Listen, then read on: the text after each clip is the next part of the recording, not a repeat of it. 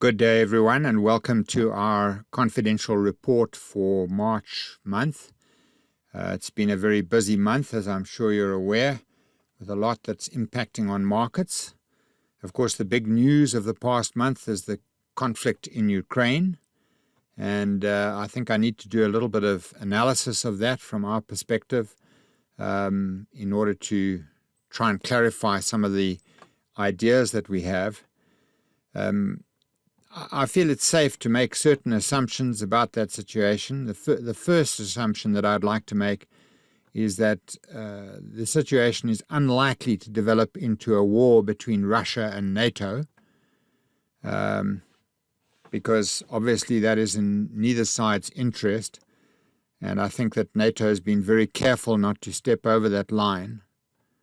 I also think it's likely, highly likely, that Russia will ultimately annex Ukraine, mainly because of Putin's ego, which will not allow him to withdraw and accept defeat. So I think he's going to just keep on putting more military power into Ukraine until he does annex it. They certainly have the military strength, and it seems that NATO will not intervene. They will leave it up to the Ukrainians. They will supply arms and ammunition and support, but they're not going to put boots on the ground. However, it seems to me that Russia has underestimated a few things. First of all, they've underestimated the effect of modern military technology, most particularly Javelin missiles, which have been taking out their tanks very effectively. The second thing that they've underestimated is the extent of Ukraine's resistance, the passionate resistance of Ukraine. And then the third thing they've underestimated is the enormous reaction from NATO and countries around the world and the huge cost of international sanctions. I don't think for 1 minute Putin guessed that the sanctions would be as heavy and as damaging as they are, and that NATO would be as unified as it seems to be.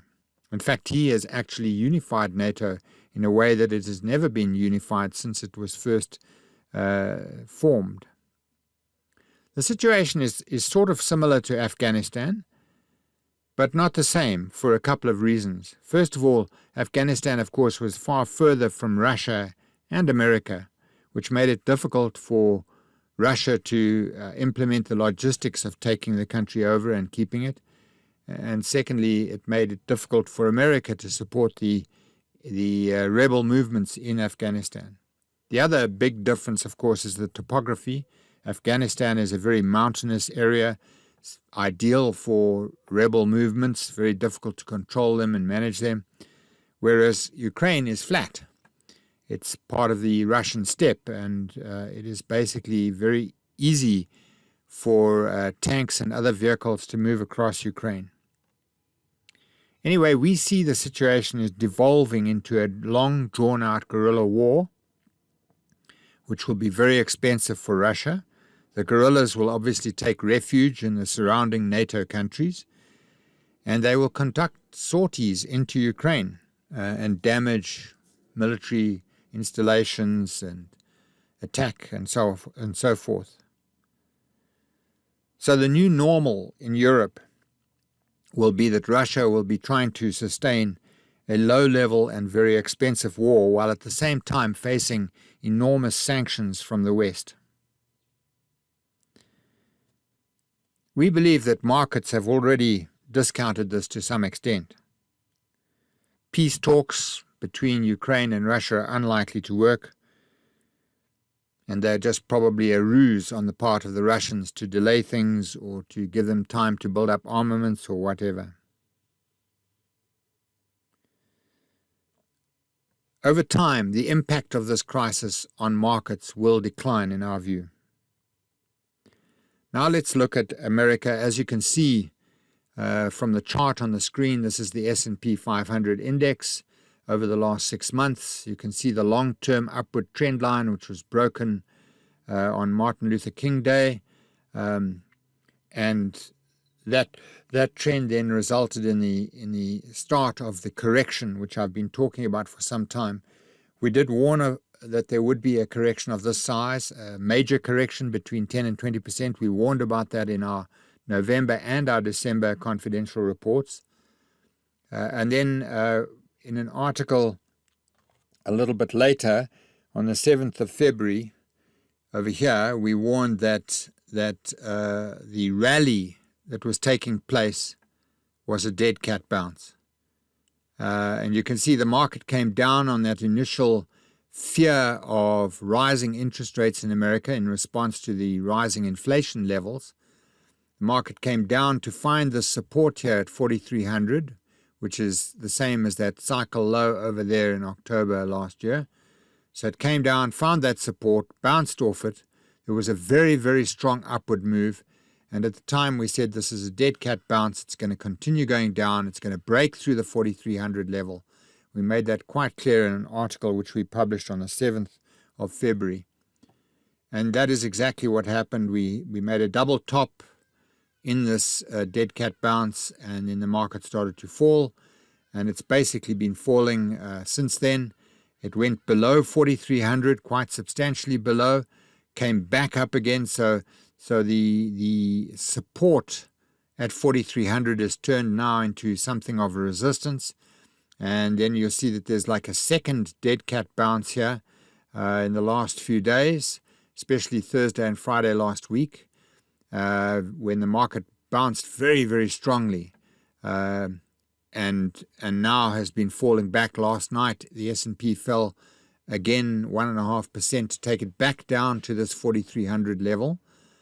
And we are of the same view that it will break below 4,300 and that we will see this correction go down to levels somewhere around 4,000, possibly as low as 3,800, but more likely somewhere close to 4,000 before it turns and starts to go up. So we see the news flow coming out of Ukraine getting worse for the meantime, as Russia basically conquers Ukraine and annexes it. And then we think the news flow will start to improve, and the market will, which has a lot of underlying bullish sentiment in it, will go up very quickly. One of the effects, of course, of the Ukraine crisis is that it may well put the Monetary Policy Committee in America off raising interest rates in the short term.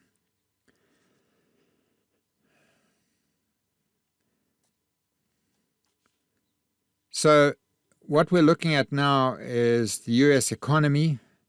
Obviously, the S&P 500 is dominated by technology shares. And they have been taking this correction the worst of the other shares. Shares like Meta, which is also Facebook, has fallen about 26% so far. The Nasdaq was down 18.8% the other day. So tech shares, which have been discounting a lot of blue sky potential and were trading on very, very high price earnings ratios, have taken the biggest hit, and they've brought the market down with them. Longer term, however, we think that the multiples on tech shares are probably justified, probably just a little over discounted at the moment. Of course, you mustn't forget that in the last month since I last spoke to you, the U.S. economy has crossed a great threshold because the deficit in America went above $30 trillion. Clearly, that's an amount which can never be repaid by normal mechanisms like raising taxes or reducing government expenditure. And our view, of course, is that it will be repaid sooner or later in either an inflationary or a deflationary crash.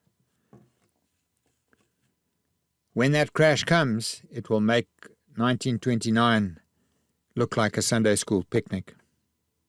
And quantitative easing and monetary policy will not be able to avert it. But we see that crash as still being at least a couple of years away. Right now, the S&P 500 is in the final stages of a major correction. It will recover from that correction and go on to make a new record high, we think, before the end of this year. The jump in U.S. inflation to above 7.5% is obviously a blow to Jerome Powell, the new governor of the Reserve Bank there. There's been a lot of talk about a 50 basis point hike. Some analysts have even been talking about a 100 basis point hike in America. But we think that's unlikely, especially with the Ukrainian crisis and the cost of that to America. So those interest rate hikes may well be put on hold for the meantime. The impact of the Ukraine crisis on the US is still basically unknown. But there will be some impact. Obviously, these sanctions don't work just one way, they work both ways. Investors seem to be expecting rates to remain on hold for now. That is what I'm looking at. But even if rates are hiked, they remain very accommodative. They remain very dovish. We believe that rates will need to rise by at least 3 or 4% in America before they start to impact on the profits of S&P 500 companies. And we do not expect that point to be reached much before the end of next year, so the end of 2024, which means, of course, that the 13-year-old bull market, which has been going on all these years since March of 2009, will continue, and we will see new record highs. Of course, the invasion of Ukraine has multiple impacts on South Africa and the JSE. Standard Bank and Old Mutual have revised South Africa's GDP growth downwards. They're expecting international interest rates to rise, which may not happen now. But of course, the price of oil has gone up very sharply, and that has impacted on South Africa directly. Today, the price of petrol is up R1.46 per litre, taking it over 21 Rand for a litre of petrol here on the Highveld, and that's clearly bad for inflation. Fortunately, SA's inflation rate is quite low due to consistent monetary policy discipline for a long time. But companies like NEPI, for example, which owns a large portfolio of properties in Central and Eastern Europe, has taken a major hit. If we just look at NEPI quickly, you'll see what I'm talking about. There you can see the hit which NEPI has taken as a result of the crisis in Ukraine. But we think it will recover quite quickly from that as well. So it's probably quite reasonably priced at this stage. NEPI's net asset value is 110 Rand and the price just now was 97.80 Rand, so it's trading below the value of its properties. So we expect quite a rapid bounce back when this crisis is over or substantially over and when the correction is over. We expect the rally on Wall Street to be very sharp and very rapid because of the underlying bullish sentiment which is very apparent in the market action. Of course, the gold price has popped up, but we think that will probably be relatively short-lived. Wars, of course, are never good for economies. There's a major destruction of assets. It's often accompanied by a huge debasement of currencies. You can already see the Russian ruble is collapsing. It's fallen about 30% against the US dollar so far, and it's trading for less than 1 US cent per ruble. So obviously, when you have a collapse of currencies, that tends to be good for gold and other currency hedges. All right, let's turn our attention now to South Africa.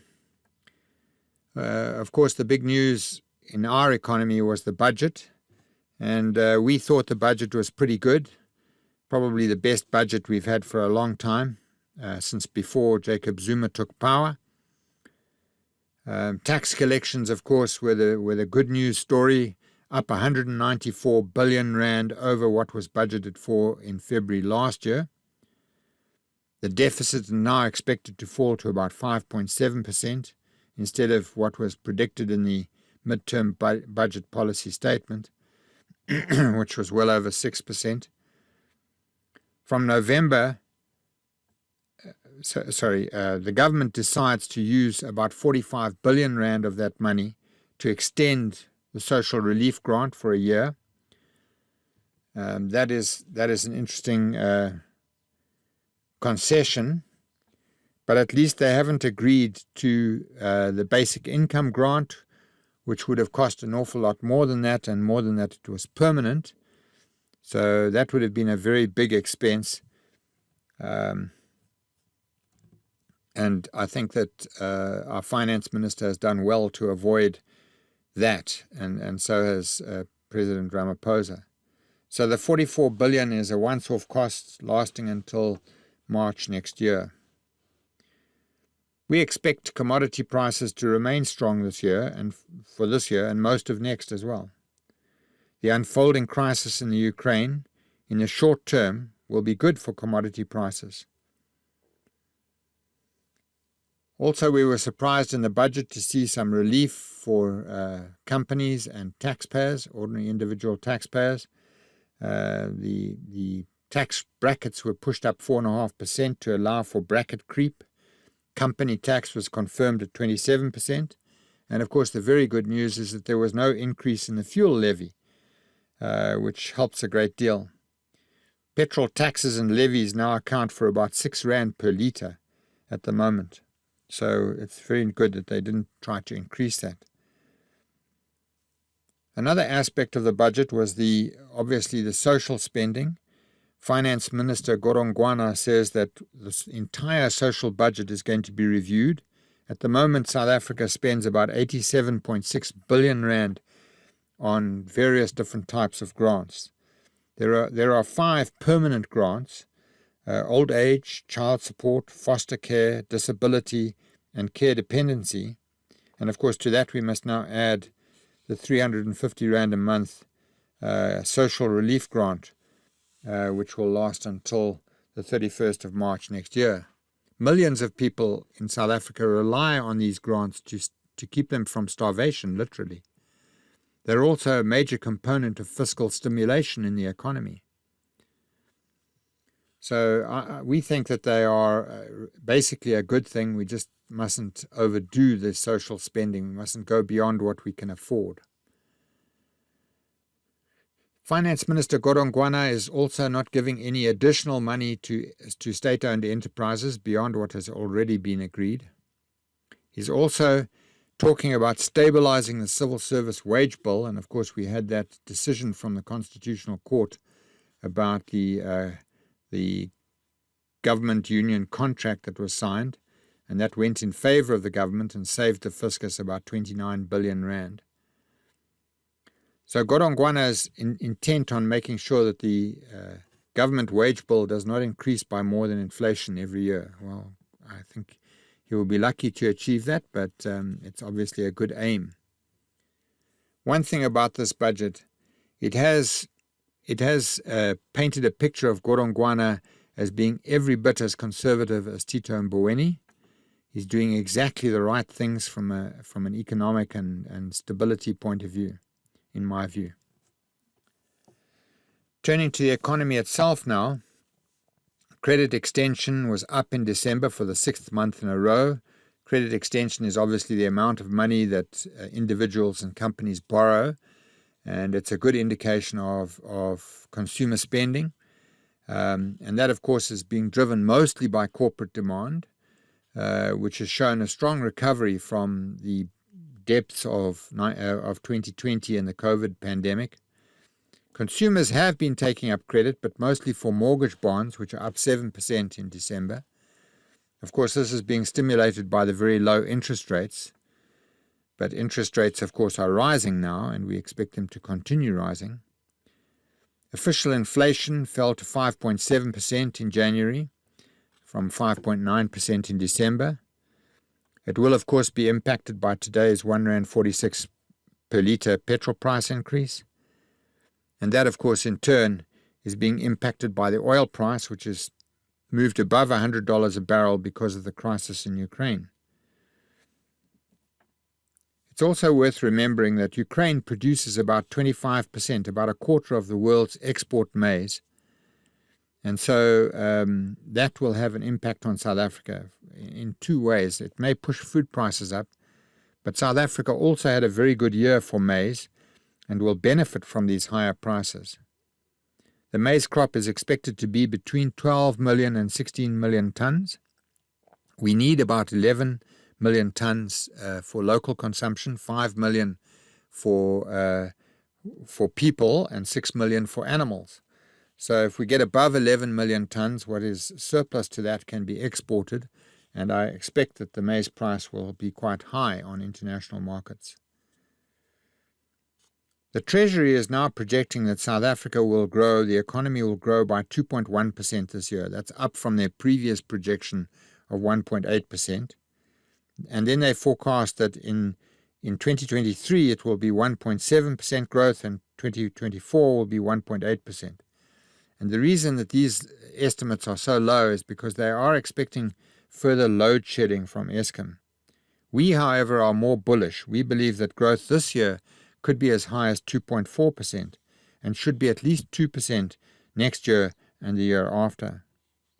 ABSA has also increased its growth forecast for this year to 2.1%. They say that the December inflation of 5.9% was the peak in inflation, and they expect inflation to remain below 5% this year, and they're also expecting 3 more rate hikes. Of course, the ANC's elective conference is due in December this year, and that represents a danger to Cyril Ramaphosa as president. His opponents will be trying to get him recalled. However, and there seems little doubt that Lindiwe Sisulu's attack on him recently had this exact objective and could have been coordinated possibly with the Guptas. Obviously, the ANC's poor showing in the last election is a major problem for Ramaphosa. So we believe that Ramaphosa will retain the presidency in December, but that the ANC may well lose the next election. In other words, they will get less than 50% and will have to compromise with other parties.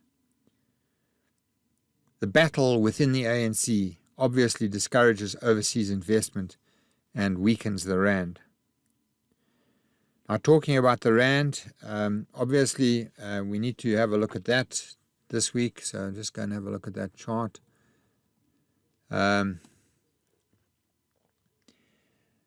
Normally when the S&P 500 comes down, as it has done, there's a move towards risk off, and that is usually bad for the rand. Here you can see the rand. I'm just going to put a bit more data on the screen here. I've put some notes here on the screen. Possibly just go to 2 years. I think that will be better. On the left-hand side, you can see the impact of COVID, which caused the rand to weaken. And then after about May 2020, the rand started to strengthen, and it was in a long-term strengthening trend, you can see, all the way until the civil unrest in July of 2021 caused an upset in international perceptions of South Africa, and it obviously cost the economy substantially and caused the rand to weaken. And here you can see that weakening. And then that's our confidential report on the 1st of December, where we said we believed that the rand had weakened far enough and that it would start strengthening. And sure enough, it has been strengthening since then. And you can see I've drawn a trend line underneath here to show the weakness that we talked about. And then now there's a strengthening trend. We broke below that trend line. And with the trouble in Ukraine, the rand has come back up. And of course, what was a resistance line has now become a support line. And the rand is hovering around 1530 to 1550, somewhere in that zone. We believe that as the trouble in Ukraine resolves itself, the strengthening trend, which you can see here, will continue. So we are expecting the rand to get stronger. As you know, we believe the rand is fundamentally undervalued against first world countries, and particularly against the dollar. In your assessment of this, of course, you must also remember that because America is at the forefront of NATO, the dollar is also under attack. So some of the strength of the rand can be attributed to weakness in the dollar rather than anything happening here locally. All right, then let's talk a little bit about Eskom. Eskom is splitting up into transmission, generation, and distribution. A big step forward was taken with the Electricity Regulation Act in the last month. And that act calls for a platform to enable private producers to contribute to the grid. So that will be a huge step forward, but obviously it means far more competition for Eskom itself. And that competition is gaining momentum all over the country. Ever since Cyril Ramaphosa agreed to allow companies to do their own generation of electricity up to 100 megawatts without a license, companies have been putting in solar farms all over the place. Teresa has become the latest company to build its own power source. They're installing a 40 megawatt solar farm. The Minerals Council of South Africa says that there are plans to build about another 3.9 gigawatts of power in South Africa. So I think that the pressure on Eskom is going to reduce quite sharply as these new solar farms come online. And I think that load shedding will diminish. So that's one of the reasons why I believe that the Reserve Bank's assessment of growth next year and the year after is probably incorrect. In other words, I don't think there's going to be significant load shedding because a lot of power is going to be supplied from distributed private sources. Renewable energy has increased by 146% since the relaxation of the license requirements. So that gives you some idea. Unregulated private generators could add between 4 and 6 gigawatts to the grid in the relatively near term. Of course, on the negative side, the National Energy Regulator of South Africa has agreed to allow Eskom to push its prices up by 9.6%, 9.61%. That's about half of what Eskom asked for, and that increase comes into effect on the 1st of April. This is, of course, double the inflation rate, and it will cause more businesses and individuals to implement alternatives. Eskom is basically slowly dying. They are pricing themselves out of the market. Let's just briefly talk about commodities. Obviously, Russia is a major producer of many commodities and competes with South Africa, certainly in precious metals area. And we've seen precious metals prices tick up, but not very strongly. They're also, of course, a major supplier of oil, particularly to Europe, and the withdrawal of that oil from the world market will push oil prices up, at least temporarily. But you mustn't forget that Saudi Arabia sits on a lake of oil and can increase production very easily to compensate for Russian production, and I'm sure they'll be delighted to do that. It's estimated that Saudi Arabia's oil reserves can continue at current rates of pumping for the next 200 years. So there's no shortage of oil. If we look at the oil price, I think it's important to just keep our eye on this chart.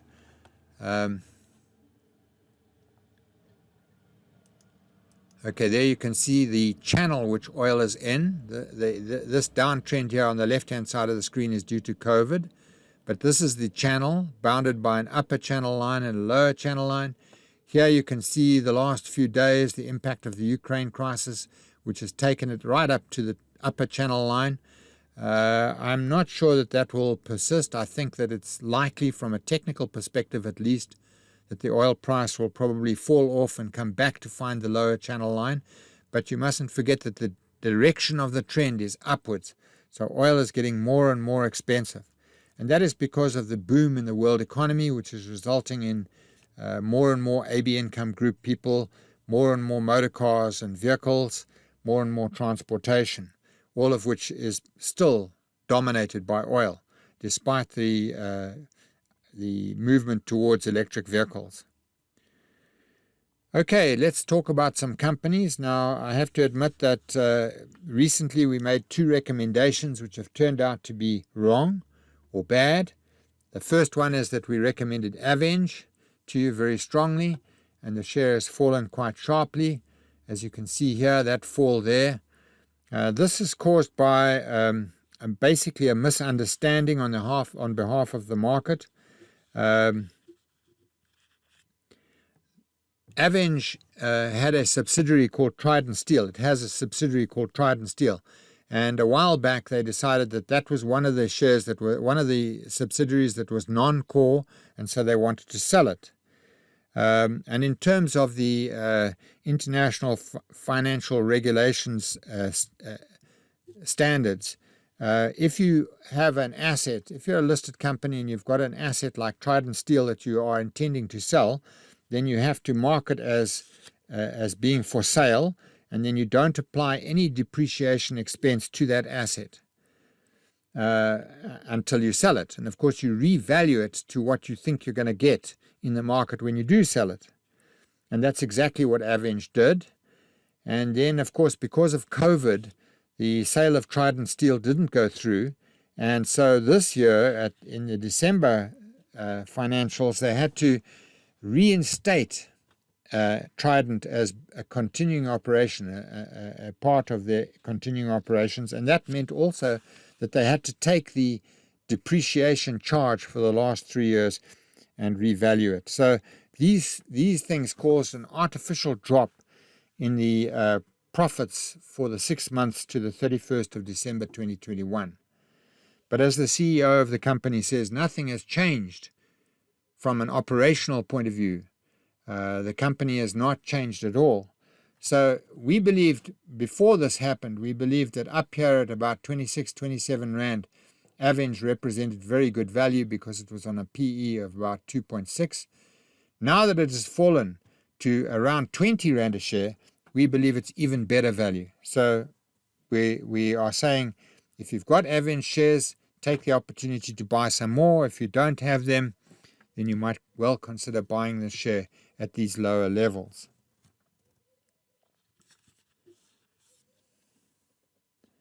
All right, the other share that we got wrong is Process. Again, we suggested that you buy Process. We said it was cheap.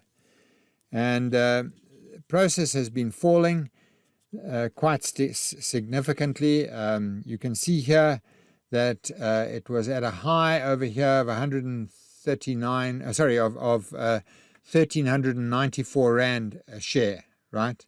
That's on the 12th of January this year, and it's been falling fairly steadily. Before that, it fell because of a number of decisions that it took, particularly with regard to its share capital and to Naspers. Obviously, Process is the victim of an unfair and complicated capital structure. They have N shares, one A share, one A ordinary share has got 1,000 times the voting power of one N share. And this obviously enables people like Koos Becker and his close associates to remain in control of the company, even though they contribute only a fraction of the capital in that business. And this mechanism is frowned upon in international markets. Obviously it causes the share price to be lower than it would otherwise be if it had a normal capital structure. So traditionally, Naspers and Process have traded at a significant discount to the assets which they own, particularly, of course, the asset of Tencent, which they now still own 29% of. If you look at the market value of Tencent on international markets, and you take it 29% of that value, you will find that both Process and Naspers, which owns, of course, 73% of Process, are hugely undervalued. They have done certain things to, Naspers has done certain things to try and unlock that value over the years. One of them, of course, was to separately list Process on the Amsterdam Stock Exchange. And that did help. That certainly put a lot of value into shareholders' hands. Another one was the separate listing of MultiChoice a little while ago, which was a bonanza for Naspers shareholders. Anyway, we believe that Naspers and Process are both undervalued, and we believed that before, and now that they've fallen substantially, we believe that they are even more undervalued. So now Process is trading for 962 Rand a share, and at its peak it traded for 1,937 Rand a share. So it's trading for half price. And if you buy it at around these levels, it may fall further, a little bit further. But one big satisfaction you have is that you didn't pay 1,937 Rand for it, as some people did in February 2021. There are institutional investors who filled their pockets with this thing at 1937 in January of 2021. So if you buy the share for 962 Rand, you are doing a hell of a lot better than them. Okay, those are the two errors that we made, but we think that both of them represent even better value now that they've fallen. Of course, you mustn't forget that Process has fallen because of the Ukraine crisis and the correction on Wall Street as well, because it's an international company. All right, let's look at some other things. There's a new listing coming to the stock exchange. It's called Big Tree Copper. It's expected to list before June this year. They make a living out of recycling old mine dumps, and they have costs of between $4 and $8 per ton. They currently produce about 1,500 tons of copper per annum. They want to increase that to 8,000 tons. That's obviously why they're doing a listing, to raise some money.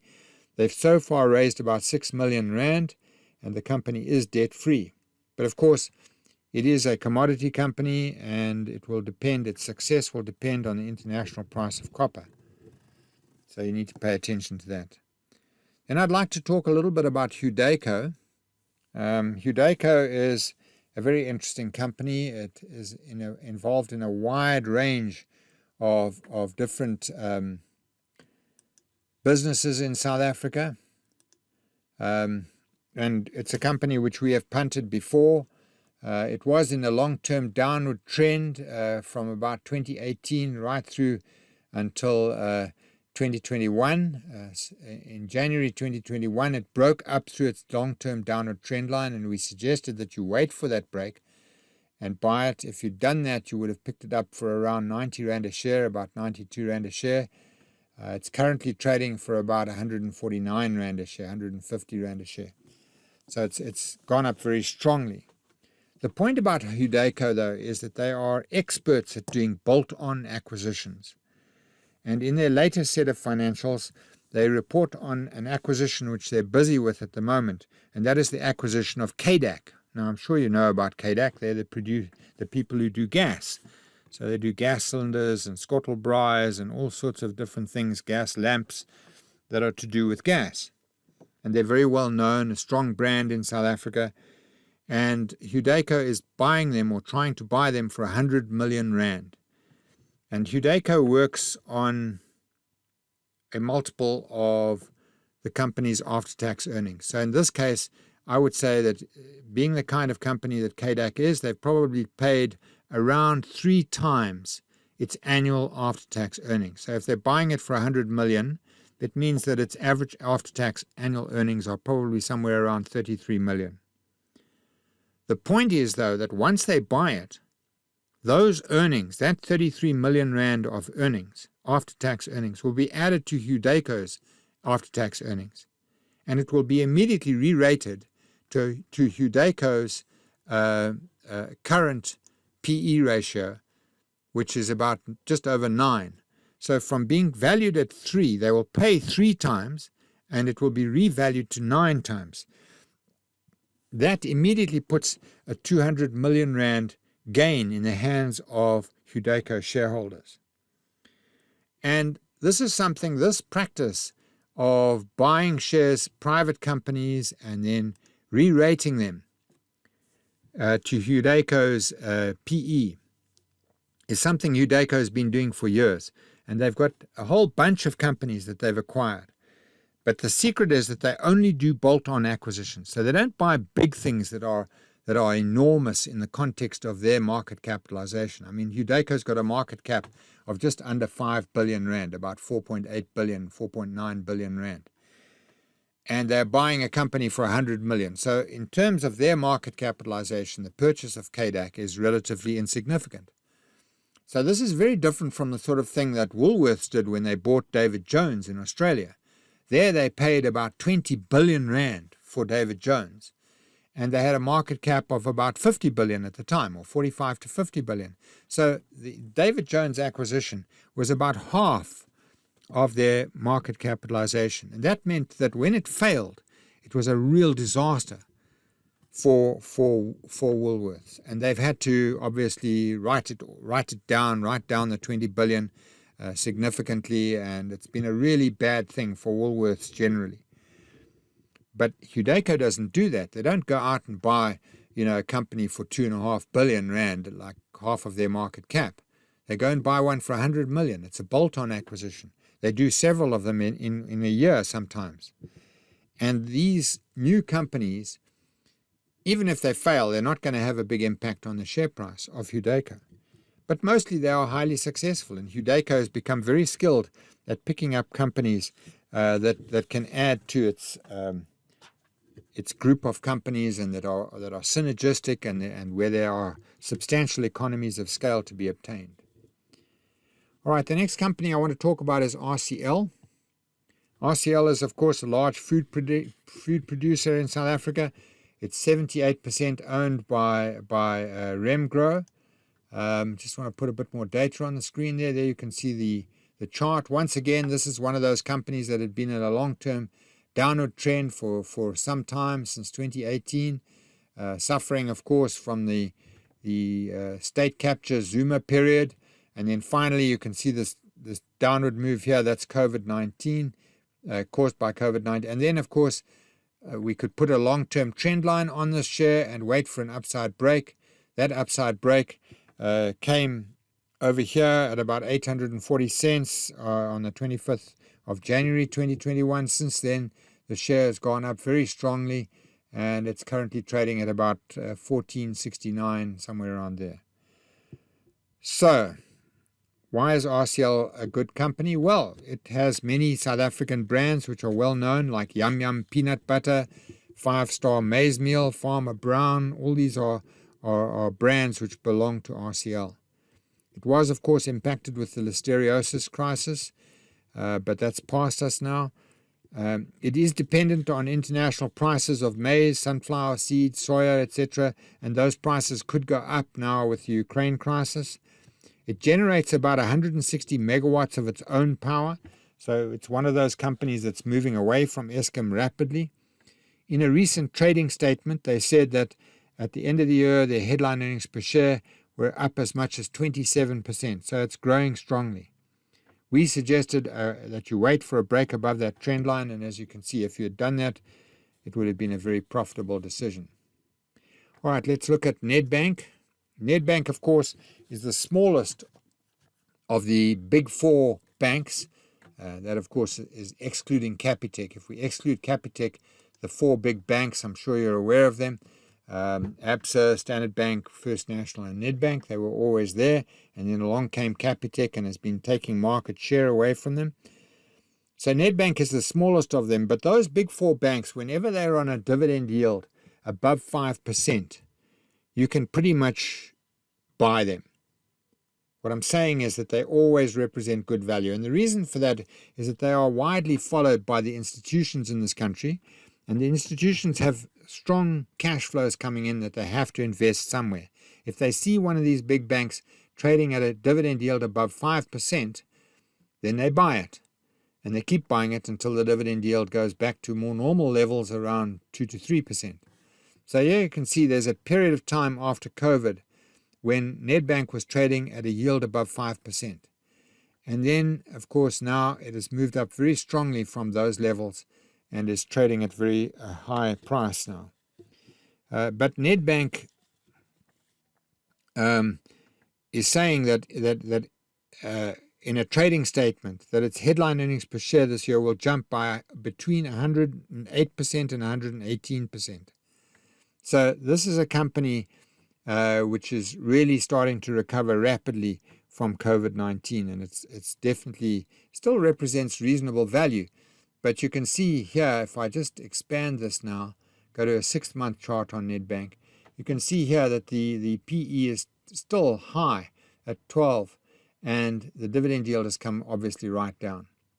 But we think it's still good value. All right, Glencore. Glencore is an international